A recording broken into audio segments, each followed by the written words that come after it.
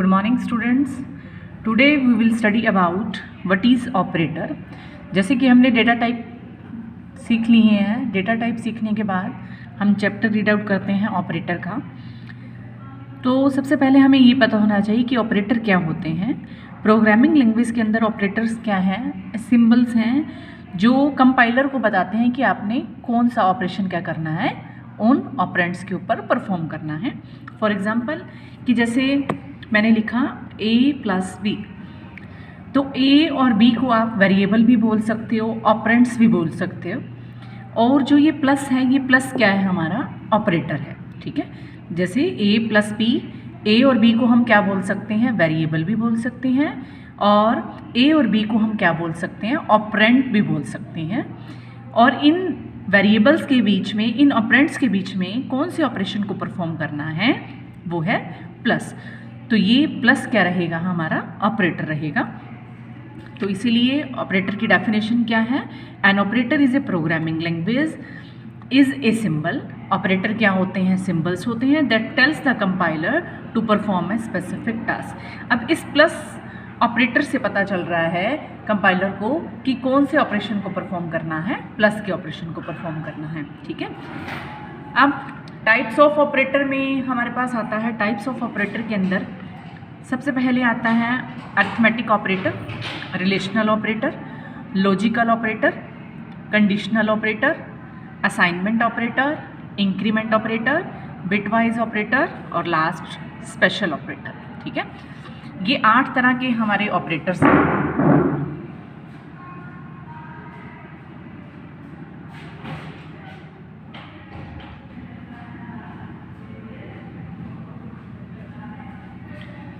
और इसमें अगर हम अरिथमेटिक ऑपरेटर की बात करें तो अरिथमेटिक ऑपरेटर में कौन कौन से ऑपरेटर आते हैं हमारे, जैसे कि प्लस, माइनस, मल्टीप्लिकेशन। ठीक है, और देन है हमारे पास डिवाइड और मॉडुलस। ये हमारा कौन सा ऑपरेटर होता है, मॉडुलस ऑपरेटर होता है। फॉर एग्जांपल प्लस के लिए मैंने लिखा a प्लस बी। आपने a और b को क्या करना है, प्लस करना है। a minus B, a multiply b, a divide by b। a की वैल्यू कुछ भी हो सकती है, सपोज करो a की वैल्यू है 10 और b की वैल्यू है 5। तो यहाँ पे क्या होगा, a और b की वैल्यू को क्या कर दिया जाएगा, प्लस कर दिया जाएगा।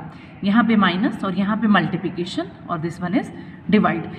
लास्ट ये हमारे पास है मॉडुलस ऑपरेटर। मॉडुलस ऑपरेटर क्या होता है, हमारा रिमाइंडर होता है।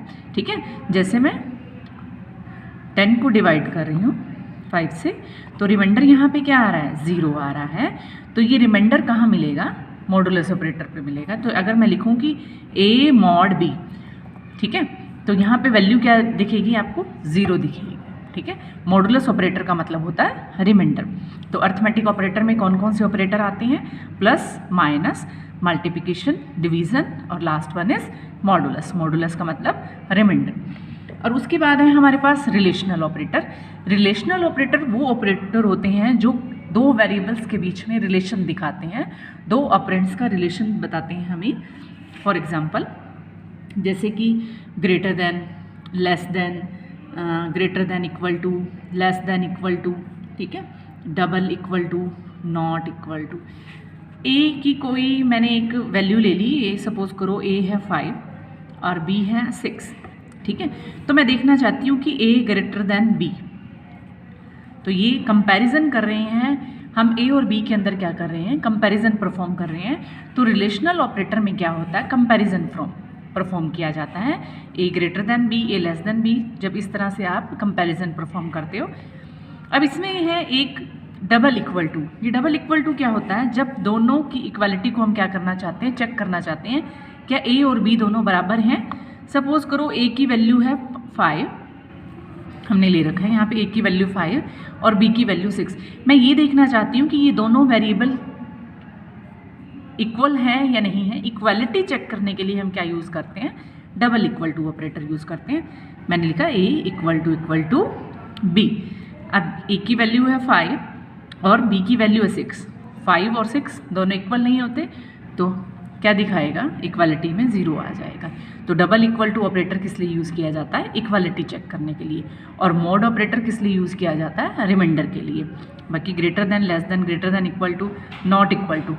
अगर मैंने लिखा A not equal to B, A की वैल्यू है 5 और बी की वैल्यू है 6, 5 और 6 दोनों इक्वल नहीं होते, नॉट इक्वल टू, तो ऑब्वियसली नहीं होते, तो क्या दिखाएगा आपको, 0 दिखाएगा, ठीक है, सॉरी 1 दिखाएगा। अब ये थे हमारे रिलेशनल ऑपरेटर। रिलेशनल ऑपरेटर में जिसमें हम क्या करते हैं, इक्वालिटी चेक करते हैं वेरिएबल्स की, कि ए ग्रेटर देन बी है, लेस देन बी है, या A greater than equal to, या ए लेस देन, और double equal to, not equal to. Logical operator कौन से ऑपरेटर होते हैं, लॉजिकल ऑपरेटर में हमारे पास 3 ऑपरेटर आते हैं। लॉजिकल ऑपरेटर में हमारे पास आता है दिस वन, ये जो ऑपरेटर होता है इसको हम एंड बोलते हैं, और इस ऑपरेटर को हम बोलते हैं और दिस इज नॉट ऑपरेटर। ये तीनों के तीनों ऑपरेटर किस कैटेगरी में आते हैं, लॉजिकल की कैटेगरी में आते हैं। लॉजिकल ऑपरेटर 3 टाइप्स की हैं, एंड, नॉट, एंड, और नॉट। अब ये एंड कहाँ यूज़ किया जाता है, देखो एंड में क्या होता है कि हमने कोई कंडीशंस दे रखे हैं, सपोज करो कि कोई 2 कंडीशंस हैं, जब दोनों कंडीशंस क्या रहेंगी, हमारी ट्रू रहेंगी, तभी एंड में क्या आएगा, हमारे पास ट्रू आएगा। और में क्या है कि किन्हीं 2 कंडीशन में से अगर एक कंडीशन ट्रू है और दूसरी कंडीशन क्या हो जाती है, फॉल्स हो जाती है, तब भी रिजल्ट हमारे पास क्या आते हैं, ट्रू आते हैं। और नोट में क्या कर दिया जाता है, कॉम्प्लीमेंट कर दिया जाता है, ट्रू है तो फॉल्स, फॉल्स है तो ट्रू। जैसे कि फॉर एग्जांपल 2 कोई कंडीशन ले लेते हैं, मैंने बोला कि अगर एज क्या है, ग्रेटर देन 18 है, एंड ऑपरेटर का यूज़ किया, और एज जो है क्या है, लेस देन 50 है।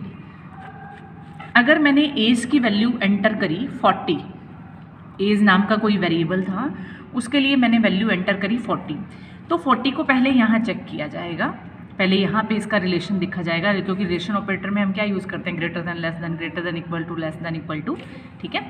तो इसमें एज की वैल्यू यहाँ 40 है, क्या 40 क्या है, क्या 40 ग्रेटर देन 18 है, ऑब्वियसली है, ठीक है। तो यहाँ पे कंडीशन ट्रू होगी, यहाँ पे हमें क्या मिलेगा, 1 मिल जाएगा। फिर हम सेकंड कंडीशन को चेक करते हैं, यहाँ एज की वैल्यू फिर से 40, क्या 40 लेस देन 50 होता है, ऑब्वियसली 50 होता है, तो दोनों कंडीशन क्या होगी हमारी, 1 होगी। जब दोनों कंडीशन ट्रू हो जाती हैं तभी हमारे पास क्या आता है, 1 आता है, ठीक है। ये था हमारा एंड ऑपरेटर। एंड ऑपरेटर को चलने के लिए क्या चाहिए, दोनों कंडीशंस ही ट्रू चाहिए, तब एंड ऑपरेटर क्या करता है, हमें आंसर ट्रू देगा। जैसे कि फॉर एग्जांपल यहाँ पे एक टेबल बनाते हैं, ए एंड बी, ठीक है। अगर मुझे ए और बी का क्या करना है, एंड करना है, एंड ऑपरेटर मैंने लगा दिए यहाँ पे, ए और बी का हम क्या करना चाहते हैं, एंड करना चाहते हैं। सपोज करो ए की वैल्यू 0 है और बी की वैल्यू 0 है, दोनों फॉल्स हैं, तो क्या रहेगा, फॉल्स ही रहेगा। अगर मैं कहूँ कि ए 0 है और बी 1 है, जबकि एंड को चलने के लिए दोनों 1 चाहिए, तो रिजल्ट फॉल्स ही आएंगे। यहाँ पे मैं इसको 1 रख देती हूँ और इसको 0 कर दूँ, तब भी क्या रहेंगे, रिजल्ट फॉल्स रहेंगे। कब ट्रू वैल्यू आएगी हमारे पास, जब ए भी 1 होगा और बी भी 1 होगा, तो हमारे पास आंसर क्या आएगा, 1 आएगा। क्योंकि एंड को चलने के लिए दोनों कंडीशंस क्या चाहिए, 1 चाहिए। जैसे यहाँ पे मैंने 40 को चेक किया था कि 40 ग्रेटर देन 18 है, ऑब्वियसली है, तो यहाँ पे कंडीशन क्या होगी, ट्रू होने पे 1 हो जाता है, फॉल्स होने पर 0, 1 आएगा। और देन 40 लेस देन 50 है, हाँ जी है, तो दोनों कंडीशन क्या होगी, 1। तो उस केस में हमारा कौन सा ऑपरेटर चलता है, एंड, और एंड को चलने के लिए दोनों क्या चाहिए, 1 चाहिए, ठीक है। अब हो सकता है कि मैंने बोला कि एज की वैल्यू एंटर कराई किसी ने 60, ठीक है, तो यहाँ पे हम 60 को देखते हैं कि 60 ग्रेटर देन 18 तो होता है, 1 आ जाएगा, बट 60 लेस देन 50 नहीं होता, तो यहाँ पे 0 आ जाएगा। 1 और 0 नहीं, इसका मतलब रिजल्ट क्या आएंगे, हमारे पास 0 आएंगे, क्योंकि एंड को चलने के लिए दोनों 1 चाहिए। और ऑपरेटर का जब हम यूज़ करते हैं तो और ऑपरेटर किस तरह से चलता है, जैसे मैंने बोला कि एज क्या है, ग्रेटर देन 18 और यहाँ पे एंड ऑपरेटर की जगह मैं कौन सा ऑपरेटर लगा रही हूँ, और ऑपरेटर। इस तरह से सिंबल होता है उसका। और एज क्या है, लेस देन 50।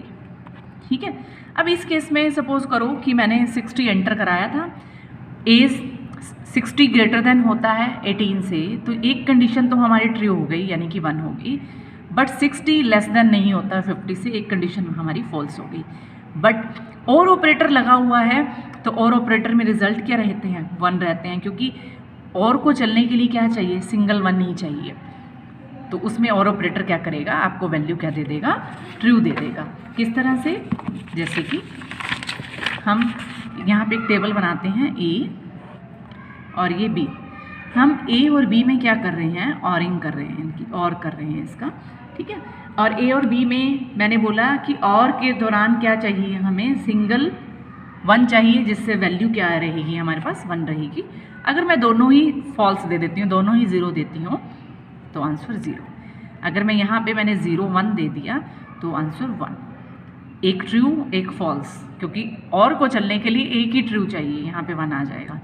दोनों 1 1 हैं, तो ऑब्वियसली वैल्यू क्या रहेगी, 1 रहेगी।